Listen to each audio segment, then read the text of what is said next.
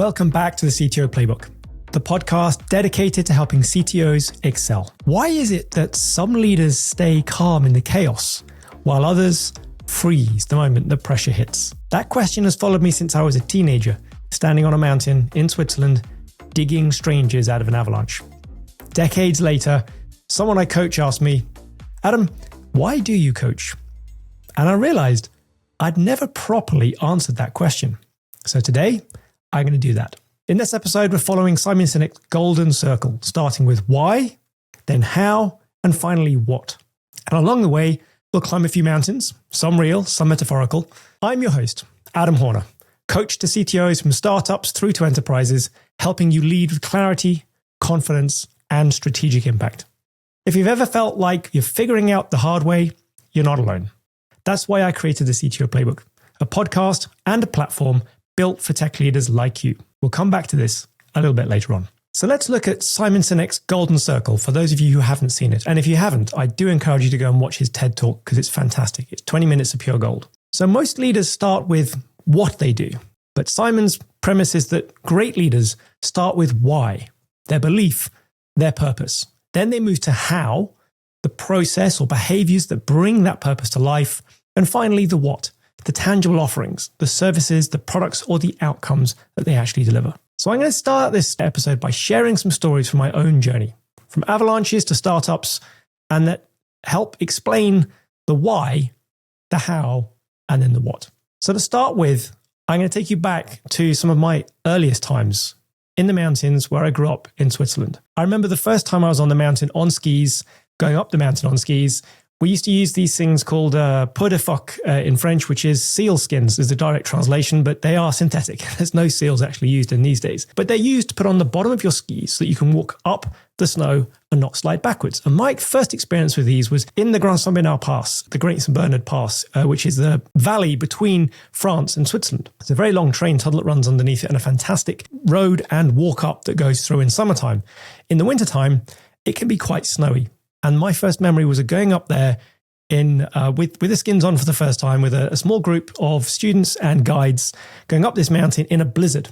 And the snow was coming down really strongly. And at one point to get up to the actual pass where they have the refuge, the buildings where the St. Bernard dogs are kept. The St. Bernard dogs, they're the ones with a little cask of rum typically underneath their necks that they used to use for rescue, search and rescue operations. They're still used occasionally, but mostly now they're wonderful pets, and a few of them are kept in the pass still for search and rescue. So we were on our way up there on these skis, blizzard blowing around, and I remember at one point I was literally picked up off my feet and blown backwards. Probably, this is me, all my gear, a rucksack, skis with skins and everything, picked up and blown backwards about 20 meters or so. I got minor frostbite on that very first occasion out on the snow, on the skis, on the skins going up, but I was hooked. So the story I want to tell you about is actually a little bit further forward in time, about 4 or 5 years later. And at that stage, I was quite experienced on the skis and skins by then. I was no longer small enough to get picked up and blown around by the wind. And we had some avalanche rescue practice that we were doing. And we were basically going out with these transponders, so little radios that you wear. We've been trained on how to wear them, and we're doing a practice session going around and simulating an avalanche. So imagine that avalanches come down, snow's covered everybody, and we need to go and find them. So a few of us dug ourselves in, and the rest of us got our radios on and practiced walking around in a particular grid shape that they teach us. The guide's there to basically go and find the people underneath the snow and then dig them out and find them out from the avalanches. A few months, not long after I'd done sort of my practice enough that I was able to do this on my own, or at least, you always did as part of a team, as a part of a group, but I was competent to be able to actually search and find people on my own. We actually ended up in a situation where there was an avalanche. And in this situation, we were on the mountain. We were with our guides who were taking us up the mountain as I did almost every weekend I could. I was absolutely addicted to it. And we could see a group ahead of us. They were wearing lots of various different colors. We always wore very dark colors on the snow so that when it's a blizzard and so on, you can see people clearly against the white backdrop of the snow. And we could see this group wearing a variety of colors. They didn't know that experience. They didn't seem to have a guide with them because our guides mentioned that they were going over an area that even those with a bit of experience could see didn't look like a safe area to go across. And sure enough, the snow started to slip, and at the middle of their group was sort of caught in this sliding snow. So we all abandoned our original mission that we were on, our expedition that we were going to be going on and going skiing over down the other side. And we got across to go and see what we could do. So those were the transponders, put the transponders on, started listening to them, trying to find the people. And it then occurred to me that some of us were not really doing it great. And luckily, as just to quickly cut to the chase, we found all the people who were in the snow. None of them were wearing transponders, but the grid pattern, search pattern, doing it predictably and following what had been shown worked, and we got everybody out. As I understand it, there was one person who ended up in hospital for a short while, but everybody was safe after that. But there were some people who just got on with it, got their training, worked out what to do, and dug people out. And then there were others who sort of panicked a bit, who fumbled and didn't get there.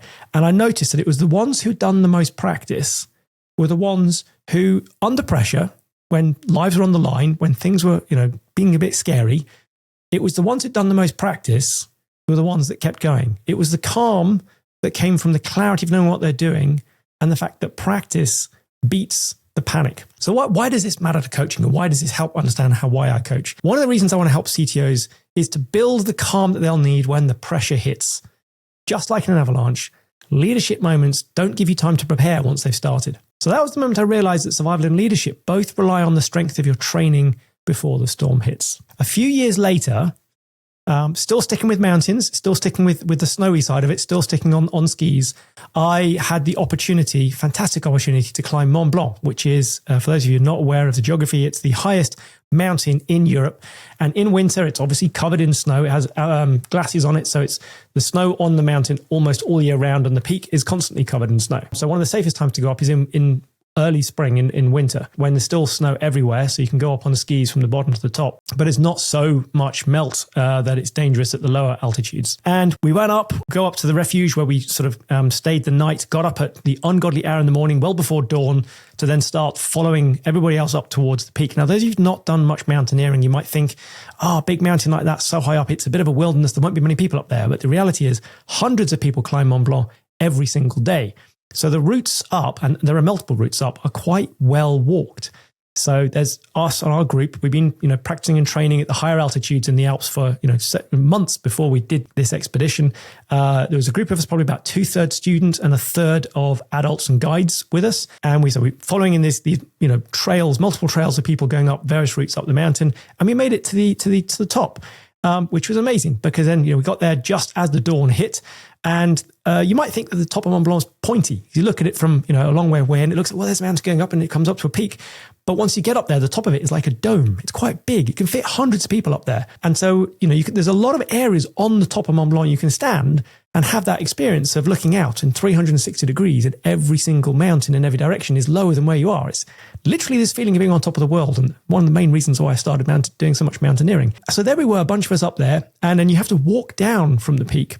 And then you can start putting on your skis to start skiing down the rest of it. Now, as you go down, it's an 18-kilometer ski down. So for those of you not familiar with skiing, that is probably the longest ski run you'll ever do in your life. It's incredibly long. And it crosses over a glacier as you go. Now, one of our team, one of the sort of less experienced, less skilled of us, went to put their ski on as we were all, we got back down to our skis. We were all getting our skis on. And he didn't do things in quite the right order. And one of his skis suddenly shot off, because you don't have any brakes on the ski when you're using the mountaineering equipment that we were using. And the ski then disappeared down a crevasse. So there we were, a team of us, adults and students, about 1/3 adults, 2/3 students. And one of the students' ski has gone off the edge of the cliff. And now we've got a real problem we've got to solve. We've got a long ski down. So what did we do? Well, there was two of us, me and one of the other more experienced skiers. We said, well, you know what? Each of us can, if we've done practice ski racing, we can ski on one ski, which we did as part of our ski race practicing. So we'll take in turns to ski on one ski. And then the other one of us will carry 2 packs at a time, so that the person skiing on one ski doesn't have so much weight on that one ski while they're skiing. And we made it down the mountain like that, basically alternating between carrying 2 packs or skiing on one ski at a time. And honestly, I was alternating feet as well, because it did get quite tiring skiing on one ski on the way down. And why is this relevant to coaching? Well, sometimes I realize that you carry the weight of others so that the whole team can keep going. There's also this element in there of leadership being service. And the other key point is this wasn't the adults who did this. The guides very, sensibly pointed out that they kind of needed to be fully available with all of their arms and legs, able to use all the equipment that they had to help us get down safely. So they weren't the best candidates for doing this. The other teachers actually weren't as good skiers as us. They might have been responsible for us, but they weren't as good skiers as us. And therefore, it is also this idea that the strongest end up giving more, not to be heroes, but to keep the team going as a whole. So the relevance to leadership, how does this add to my why? I coach because sometimes the people who seem the strongest still need someone to share the load, just like the two of us did coming down that Mont Blanc slope. And coaching gives leaders the space to act and think clearly again. Mountains are humbling. You don't get to the top alone. And sometimes it's the descent where the real test is. Now, sticking with the why and going through my why, years later, I became a Kung Fu instructor. And so I'd been training Kung Fu for probably about 6 or 7 years by this point. I was in my 30s. And there's a couple of things that really jumped to mind out of my teaching. I love teaching Kung Fu. And I was teaching both adults and kids. Now, when I was teaching some of the kids, there was one really memorable moment. There was a young kid who was probably about 5 or 6 years old, and he was struggling with a particular kick. He couldn't quite get it right, but he was determined to get it. And so week after week, he was practicing this kick. And I remember the lesson when he finally did it and got it right. He didn't need me to tell him. He knew he'd got it right. He was grinning, and the rest of the class were grinning. It's one of those moments that I will always remember, the joy of breakthrough moments after that persistence. And it's sometimes the persistence that matters more than the raw talent. You still get those wonderful breakthrough moments. Progress, it's often invisible until suddenly it clicks and the kick lands and you get that satisfaction of it working. Because, the reason this is relevant is because every CTO I work with is in the middle of their own struggle. They don't always see how far they've come. Coaching is about helping them discover their power through small wins. There was another moment coaching, and very shortly after that story, when I was coaching a group of adults. Now, my adult students came from all walks of life. And there was one particular student who at the end of the class was determined to talk to me and say thank you. I got this quite often. So I was, yes, that's wonderful. I'm thinking. She was like, no, I need to tell you just how thankful I am. I've been struggling with my, understanding my authority at work. And it turns out that she was the head of one of the biggest divisions in one of the biggest investment banks on Canary Wharf, which is where I taught my Kung Fu classes. And so she was this very powerful person who should have had, significant amounts of influence. And she was like, I was missing something. I was missing something in my fundamentals, but your coaching, your Kung Fu coaching has helped me find my confidence in my authority. And so it turns out that everybody, no matter how senior they are, has gaps somewhere, has insecurities about their gaps. Transformation can begin with simple, structured practice, and it can fill in something that makes a huge difference. I coach because I've seen how quickly someone can rediscover their confidence when they feel grounded again. So moving on from the actual teaching experience, and let's go through another couple of examples of things that drive me through my experience as to why I teach. I was fortunate after those years of coaching. I went back into IT at some point. It turned out that I was better at the martial arts than I was at the business side of it. I was hooked on business by then. I joined a startup at the time called Palantir. You probably heard of it by now. They're a public company and growing fast on the west coast of the US and globally. I was there as one of the early recruits in Europe, scaling fast, and we were recruiting under pressure and building culture while everything was basically on super speed. I'd never experienced that kind of speed in an organization, and I probably won't ever again either. But what I've realized there is that while all the chaos was going on, while things were moving fast and some things were breaking, culture was the bit that never really changed or that never broke. And there was a lot of effort put into curating the culture of the organization. And so when growth is outpacing structure, culture was sort of the glue that held it all together. And I realized then that scaling without culture can lead to chaos. And there were times when we came very close to it. To be honest, when you're growing that fast, it's not surprising. Later on, scooting forward again, in fact, my very next role after that, I'd got the startup bug, clearly. I then became a founder, working with Stephen, my co-founder. Stephen actually founded the business initially. And so we were, as you do in early stage startups, navigating the pivots and all that complexity. I didn't have a coach at that point. I felt like I was figuring out a lot of things along the way. Some of it figuring out the hard way, too much figuring out the hard way, it turns out in hindsight. But what I did have was, we were part of Basecamp, which is one of the most successful accelerators in Europe, based in London. And we were also working in a loft that had in it also Startup Bootcamp. So I kind of did things backwards. Rather than getting a coach and getting guidance, I started coaching other people. And I was I was moderately successful at that. But that wasn't the point of it. Without guidance, mistakes can slow you down. And the other part of it is that I realized then you don't do it alone. You shouldn't try and do it alone. And when I look back at it, I think, why did I go for so long feeling as though I was alone? And part of why I coach now is to try and bring this idea of community and going things in groups and with assistance, rather than trying to just, bang your head against the brick wall until you finally break through. It can work, but there are much better ways of doing it. And then finally, I'm almost done with these stories, the stories about my background, about why I coach. But this one was sort of the big job for me over the last 10 years was I moved to Sweden, brought the whole family. We joined this startup at Series A, a company called Phoenix at the time. It's now called Realforce. And the role basically was to completely reinvent the technology that the platform was running on, because it was basically a technological dead end. And we needed to evolve onto something different, but without losing the customers, the revenue, the capability that we already had. So it was very much a reinvent in place kind of situation. So the one thing that struck me there when I joined was that the team were fearful. A bunch of their colleagues had been let go prior to that. There was distrust. And so it wasn't just about rebuilding the technology. I had to rebuild the team. I had to rebuild the sense of purpose. I had to rebuild the sense of safety. And over 2 years, I'm happy to say that we managed to replace the entire old dead-end architecture and move on to a completely new microservices-based architecture, which worked brilliantly. And the final cutover was very smooth.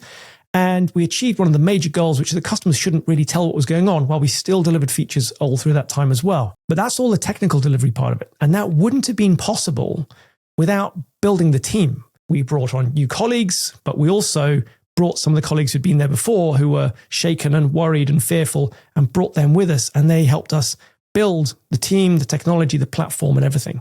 What was the takeaway from that for me? In terms of why I coach, leadership isn't just technical. It's confidence, it's presence, it's turning up, it's building trust. Success at this stage is about influence more than it is about the code. So bring all of those stories together then, form a significant part of my why. My mission, I'm here to support CTOs so that they can accelerate their journey, avoid preventable mistakes, and lead with clarity and confidence. All these stories taught me the same lesson in different ways, if you like. Preparation creates calm. Leadership is often quiet, heavy, and personal. Persistence creates progress. And that even high performers need someone in their corner. That's why I coach, because I've been there. I've seen what's possible when people feel supported, and because I want to help other tech leaders climb their own mountains with more clarity, less stress than I had, and a stronger sense of and confidence within themselves. So we go back to Simon Sinek's circle, and that's my why. That's the core of what I do. So stepping out one ring on the golden circle, then we come to how. The how is the path that I've chosen to use to bring that why into the world. So my approach then isn't just about coaching. Coaching's one part of what I do. Another part of it is about teaching, because as we come up through our tech careers, we find that there are things that we have not been exposed to up until now. As we've gone through our leadership approach, we've probably seen one or two approaches to leadership, and there are many, many different paths up this leadership mountain. And so teaching becomes necessary to expose ourselves to the things that we don't know. If we look at the Rumsfeld quadrants of understanding, we don't know what we don't know. And those are the things where only teaching can help. Coaching can't bring that out of nowhere. It can't just remove a blocker from you in order to come to those conclusions.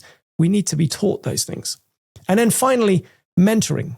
So coaching, teaching, and mentoring. And mentoring is this idea that, you can ask Adam what he do in that situation with his 30 years of experience, but also mentoring is also about holding you to account. Mentoring is about being that person who understands where you're coming from. Mentoring is that person who you can talk to and who can relate to what you're going through. And sometimes just say, I understand that. I hear you. So my approach is, my how is coaching, teaching, and mentoring. And in terms of how that maps onto what we've been speaking before about the why, the Avalanche, it's the structure and the preparation for pressure. It's the repetition, it's the teaching, it's the way we go that. Skiing on one ski, servant leadership. one of the key parts of the how that I believe is a great way to bring forward incredible impacts. And of course, teamwork. What I take away from my Kung Fu experiences and bring that in is sometimes it's the small shifts that create the great breakthroughs. From Palantir, I've got all that scaling experience, but that real underlying idea that culture is the fabric that binds together what we're doing. My startup experience of being a startup founder, the company was called Satago, is really about helping CTOs through the pivots and the transitions and the transformations with less struggle, less pain. Somebody else alongside you who can say, yep, I've walked that path too, but you don't have to walk it alone. And then from replacing that technology stack, building executive presence, building that team safety, above all, the power of great communication. I think that's one of the things that helps us understand how to take what we have, that we know, that we're building, that we're doing, and deliver it in a way that everybody else can understand it, hear it, work with it, and feedback on. So across hundreds of senior leaders in tech that I've coached, most that I work with are not starting a career, they're shifting gears. There are people halfway up their own mountain, but the terrain has changed. It's shifted. They have their own chasms to cross. Some of them are seen, like obvious crevasses, and some are unseen until you sort of look up and realize, oh, I've got to do that. And amongst all of these archetypes that I see, there are 5 recurring archetypes that I see in all these tech leaders that I've been coaching so far. So let's go through these 5 of them. The first one, and the most common one that I see, is the firefighter CTO. This is the persona that is running from challenge to challenge, is answering every question, has no time in their own diary, and they're struggling to sort of work out how they can think forward, think ahead. That's the firefighter CTO. The senior developer turns CTO. So this is classically the engineer who's been building code up until now, and now they find themselves in a situation where they're leading. They either have the CTO title or another similar strategic leadership title, often in a smaller startup, and they suddenly need to step up and change their game. That's the second type. Third type is the more structured approach, the seasoned technologist who has been deliberately on this path to become a senior strategic leader. They've gone through the process. They've probably gone up through the hierarchy in a quite steady, measured, and deliberate way. And now they've got to that point where they're leading strategically, and they know that to cross that next gap, they need somebody alongside them, somebody with them, somebody helping them to get there, and a structured approach to do that. So that's the third type. The seasoned technology is ready to lead. The fourth one is the plateaued CTO. This is often the CTO who has plenty of experience on paper, but they've got to a point where they're doing what they have always done. They're doing a lot of the things that they know they should be doing, and yet there's something missing. Their progress has stalled. They feel stuck. They're in a place where they need a kick to get them up to the next level, to get across the chasm they see in front of them without just spinning the wheels. So that's the plateaued CTO. And the fifth one, the hardest one, the rocket ship CTO. It's often the most exciting one. That's when you're a CTO of a startup that has, you see these things about the hockey stick curve, where whether it's sales or users or growth is just going up and up and up and accelerating as it goes. The rocket ship CTO is that persona who is more holding on rather than driving it on. When things are growing fast, their responsibilities are changing quickly, the number of personnel they have is growing at an equally scary rate. So that's the fifth one, the rocket ship CTO. So my coaching style in how I coach all these different CTOs is I adapt to each of these archetypes and where they are on the CTO growth cycle. As a quick reminder, those of you who've not seen the CTO growth cycle, that describes the idea of going from it's the size of the organization really. So the maker CTO is at the very beginning of that journey where somebody is predominantly coding, but they're a CTO and they're probably building the MVP or the first thing in a platform. We have the expert CTO as the next stage where they are the primary engineer, normally in a small team. They're still fairly hands-on. They're delegating some things, but that stage where they've got one team and growing quicker. The manager CTO is the third one, and there's a bigger chasm between those. There's a chasm between each of these, but there's a bigger chasm between those two. The manager CTO typically is leading 3 teams or more, probably somewhere around about 50 engineers, sometimes multiple products. They've got more complexity. They're spending more time doing leadership management. They're spending more time looking at the direction and the strategy of where they're going. And then on the the farthest end of that scale of the CTO growth cycle, there is the executive CTO. This is somebody who's normally in a blue chip organization, probably a multinational company. They've often got multiple divisions. They're often looking after multiple layers of leadership beneath them and the individual contributors in their organization. They are spending probably more time looking at the vision, talking to the board, communicating with the rest of the executives than they are on the technology in the code base or anywhere else. They may have a small team working on proof of concepts or ideas, looking at where the industry might be going, but that's normally a relatively small part of their overall role. So in terms of those 4 stages, then my coaching is how I do that is I help people across each of those jumps in demands on them and in the way that they work. So we've covered the why, we've covered the how. What is it that I actually do? So in covering the how, we've also covered a little bit about who as well. And that sort of helps understand the what, because what do I do? If we go back to the mountaineering analogy that we spoke about in some depth at the beginning, climbing a mountain, it's not done in one leap or one jump. You build a foundation at a steady place. We call that Basecamp. You move steadily from there through each stage of the climb as you go on your elevation as you go up. And sometimes you rely on a guide for the toughest parts of the climb, the biggest transitions, the most difficult crevasses to overcome every time you come to a chasm. The CTO Playbook platform, then, it helps you through the full leadership journey. We have coaching programs for every stage to go at your path, at your pace, and build your own playbook. So what do we have then? We have CTO Basecamp. This is the foundation for confident strategic leadership. This is where you prepare for the rest of your journey, where you build the habits, where you learn all the systems and tools you have at your disposal, and where you strengthen the foundations of your leadership. This is ideal for the firefighter persona and the senior developer turned CTO persona, or indeed anyone needing to strengthen their foundation and get the fundamentals right. Like, for example, the senior technologist ready to lead is another example. Moving on from Basecamp, then we have CTO Elevate. This is going up the mountain, going up the higher stretches of the mountain once you've got your foundations in place and you're building up from there.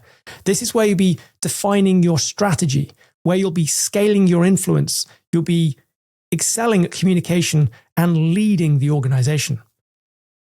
CTO Elevate is ideal for the plateaued CTO, for the senior technologist who's ready to lead, or any CTO moving beyond delivery and bridging engineering and business.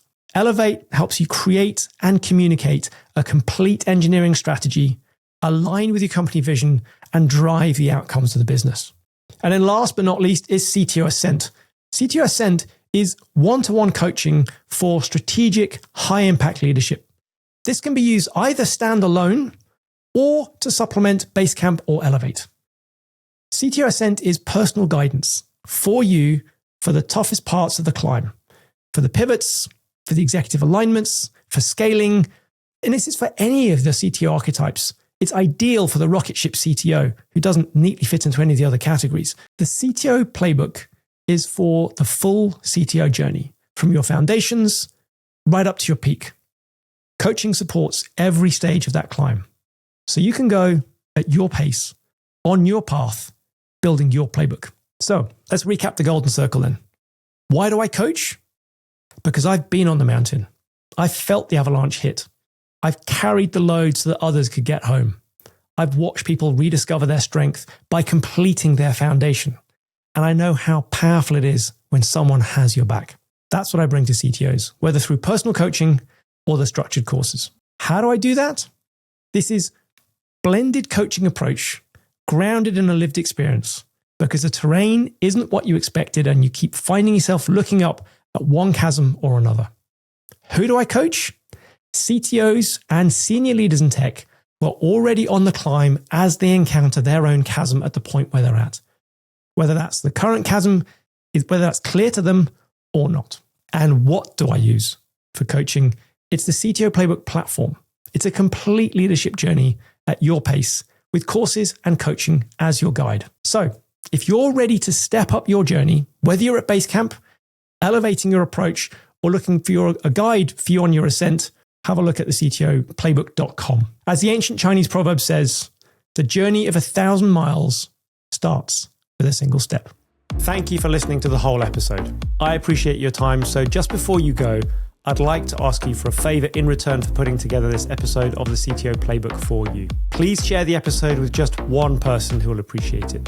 Wherever you're listening, whether that is Apple Podcasts, Spotify, Amazon Music, or another platform, sharing the episode will help more CTOs find the podcast and enable me to create more great content. Remember that you can find more information on the CTOplaybook.com. Thank you for listening, and I'll see you on the next episode of the CTO Playbook.